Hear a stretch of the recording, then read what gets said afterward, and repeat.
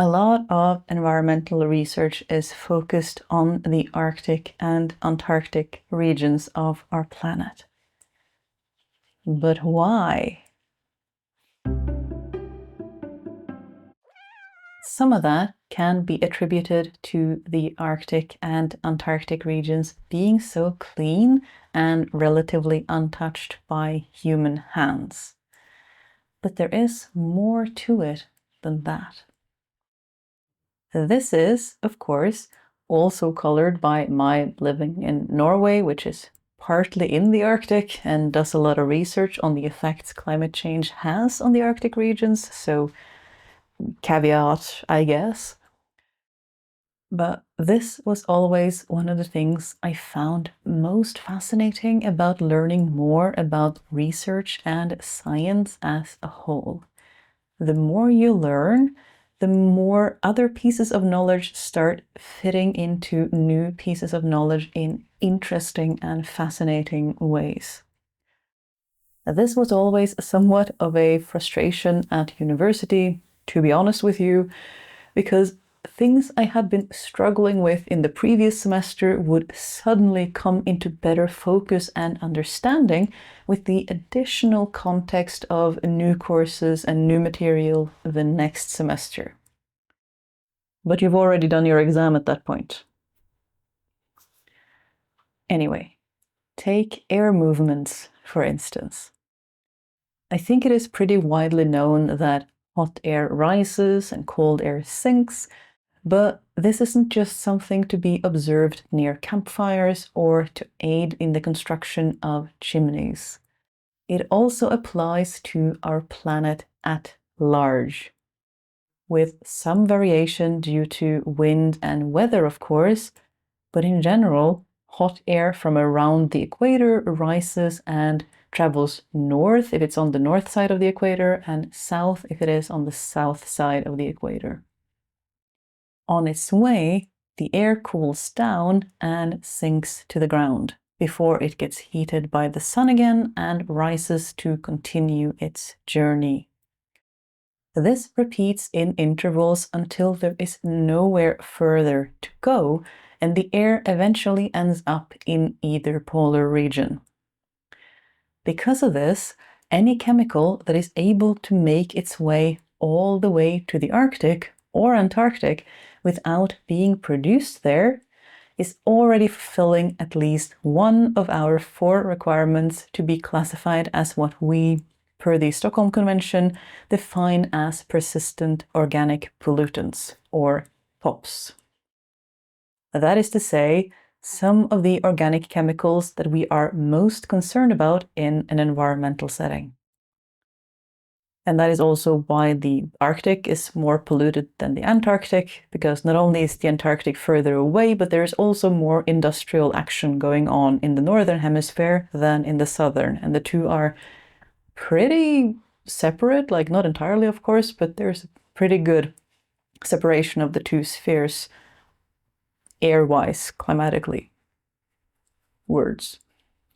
Not oceanically, though, which maybe we will return to in another episode. Who knows? The Stockholm Convention was an agreement that came to be in the after effects of a book called Silent Spring, where author and marine biologist Rachel Carson observed that there were considerably fewer songbirds in hedgerows and surrounding areas after the widespread adaptation of synthetic pesticides within agriculture. This book would start a movement that was to become the beginning of the entire environmental science field as a whole. Before that, there was kind of this idea that humans can't really affect the environment much because the planet is so big and we are so small, which since has been disproven thoroughly. To be suggested as a POP, as per the Stockholm Convention, the following 4 conditions must be met. The chemical must remain intact for exceptionally long periods of time, such as, many, many years.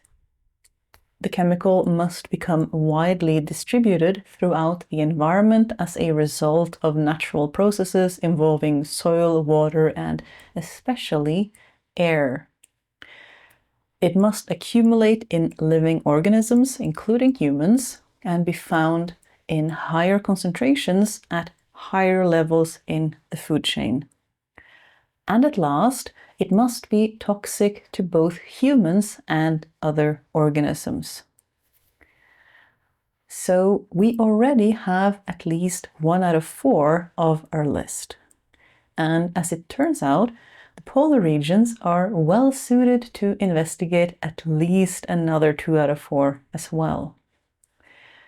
Since there are very few sources of pollution in the polar regions, save for what scientists bring with them, it is a region well suited to study whether the chemicals that end up there actually break down, or if they stay for the slightly vague many years requirement of the first point. That, combined with controlled lab studies of the same, help cement whether a chemical breaks down in a timely fashion or not. We already talked about the second point and concluded that if a chemical manages to make its way all the way to the Arctic or Antarctic, it checks the box for being distributed through natural processes in the environment. Only chemicals that actually evaporate can be included with the air movement though, but water movement can have a significant impact as well. For the third point, accumulation in living organisms, especially the further up the food chain we go, the polar regions are again an excellent choice because the food chains are comparatively simpler than many other places. There just aren't as many species suited for living in such cold climates. Although chemically, if something doesn't break down over many years in nature, we can generally predict that it will also accumulate in wildlife if it is more fat-soluble than it is water-soluble. When something is more fat-soluble or lipophilic, it will accumulate in our and other organisms' fat cells. Here, they may lay dormant until the organism needs to make use of those fat reserves. This means that an organism, like a polar bear, may be hit by a double whammy. If they are mobilizing their fat reserves, that means they are not finding enough food. And at times where there is not enough food, the fat cells in their body are being turned into energy. And in doing so, they also bring potentially toxic chemicals back into their bloodstream to cause potentially more harm to an already weakened organism. That brings us neatly to the fourth point.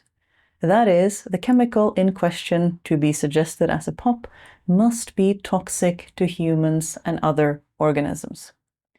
This is, again, a joint effort between controlled lab studies and field observations. As I've mentioned in a previous Science Tangents episode about the cocktail effect, the environment is a really messy and chaotic environment, where there are a lot of potential causes and effects all stacked on top of one another, so it is near impossible to determine what is causing what. We can do really valuable field observations and sample studies, but we also need to back that up with experiments in controlled environments if we are to make any conclusions. All that to say, it turns out that the polar regions, especially the further away from other habitation that we get, are uniquely suited for these kinds of environmental studies that would tell us whether a chemical should be considered for the questionable honor of being listed and restricted on the Stockholm Convention wall of shame. To be fair though, it takes a lot of work and a long time for a chemical or group of chemicals to be implemented in the list. As with all environmental science, the entire burden of proof is laid on the environmental scientists' shoulders in proving that something really is harmful, while very little responsibility falls on the industry actors who use the chemicals to prove that they are safe, especially outside what they intend to use it for. The potential for worldwide distribution and ecosystem toxicity are rarely thoroughly considered if a risk assessment for the workers dealing with it is performed at all. But I think that may be sufficient nerdery to tide us over for this time. I did not see a polar bear with my own 2 eyes while I was studying in the far north of Svalbard, but I did see a walrus, and let me tell you, those massive chonkers are plenty impressive. Polar foxes too, which are very cute. But that is all for this time. Special thanks to our dear patrons who helped me keep the lights on, and all our dear community members in the Discord, and those who shop in the tiny decentralized shop on my website. You very literally are the reason we've been able to do this for as long as we have, so thank you. Links to all of those, if you are curious, in the description box below. Bye!